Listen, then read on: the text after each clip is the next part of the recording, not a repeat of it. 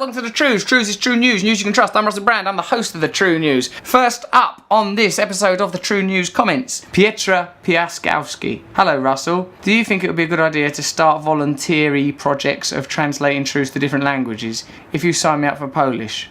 I'm sure there'll be a bunch of us willing to do so, just ask. Yes! Jesteś piękna! That means you are beautiful in Polish, but that's not going to be enough, is it? Translate please, get in touch with us. Russell, says Rosie Chambers, while the rest of us face austerity, the Lord spent roughly 65 grand a year on champagne and is refusing to drink anything cheaper. It's a bloody outrage, isn't it? I mean, that's what I mean.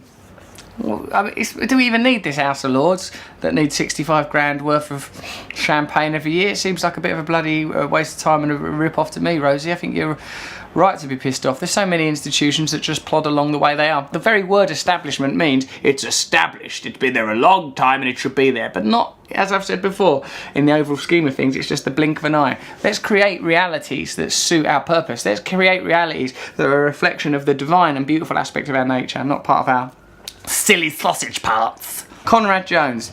Hello Russell. I know this isn't really current, but I think it's relevant to your previous piece about the Sun and specifically Rupert Murdoch. We're told we need to bomb Syria, ISIS, etc, etc. Yet Murdoch and Rothschild directly benefit from destabilising Syria through Israel's occupation of the Golan Heights, where Israel has granted Murdoch and Rothschild's company, Genie Energy, oh and guess who else is on it, Dick Cheney, rights to drill for fossil fuels in the Golan Heights, which is Syria, but occupied by Israel. Keep up the good work, Russell. Conrad. I mean, every day you just find out a new thing, don't you, that makes you go, oh, it's all tied up. We've got to take back power for ourselves. We've got to opt out of these institutions and create new ones. There's good people everywhere. There's good people. I was in the city of London the other day and I met loads of bankers that were nice. But we've got to start breaking this structure by not participating in it and creating new structures. Keep sending us your ideas, it really, really helps. T1E and Son. Hi Russell, have you managed to go vegan yet? No, I was just upstairs eating eggs. Just now, I've just come down from eating a delicious flan thing. Was it tortilla? Oh, it's so nice. Look, I feel bad about it, and the lasagna's definitely had cheese in it. You can get fake cheese. All right, I'll try harder. I'm gonna do it. I will do it. It's like when I was giving up drugs. I will stop. I will stop eating cheese and eggs. Took us 3 attempts, says T1E and the Sun.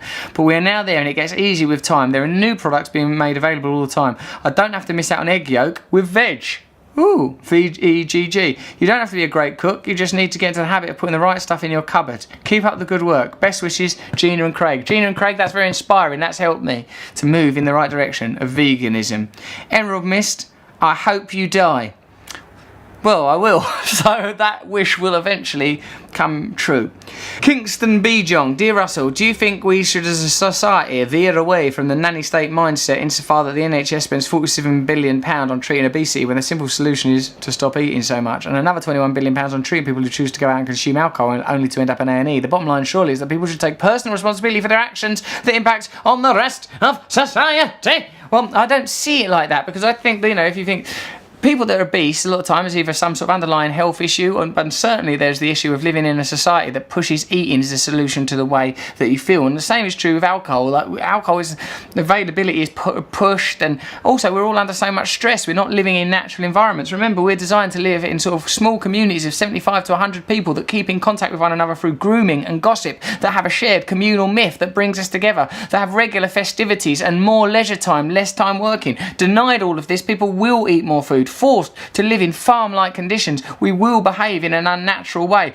In the end, a bit of cake or a pint of bloody kestrel seems like the only answer for a lot of people. So people aren't individually culpable, because remember, we haven't all got the same advantages, whether that's being born rich or being born, say, like me, with the ability to get rich or the ability to swerve out of problems. All of us have got different skill sets, and what we need, I think, is to create a kind of a safe cradle-like society that can carry us all together. Now, the way I believe that this could be done is by creating as much autonomy in small communities as possible. Not, so as much as possible, give power to people, which is a relatively right-wing idea, libertarianism, where people are in control of their own lives without interference of state and government. But I would say come from a new spiritual perspective of, like, we build around principles of sharing and caring and taking care of each other, acknowledging that we can't really make ourselves happy through the acquisition of goods. Ian Macken. Trews alert.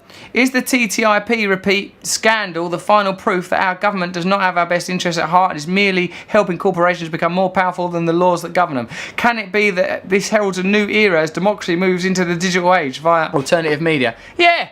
It is that. That TTIP is dreadful. They'll be able to sell off our institutions. We won't be able to bring about any regulation. They'll have their own private courts that we are not privy to what goes on in them. That TTIP has got to be stopped 100%. Not any piecemeal deal that makes the NHS exempt. Oppose that TTIP. It's a piece of corporate machinery that's going to be thrust right in our life holes. That is some true news for you. News you can trust. Subscribe here if you want any more. Organise a new society. Thank you for your comments. Keep them coming. Subscribe here. Subscribe here. Subscribe here.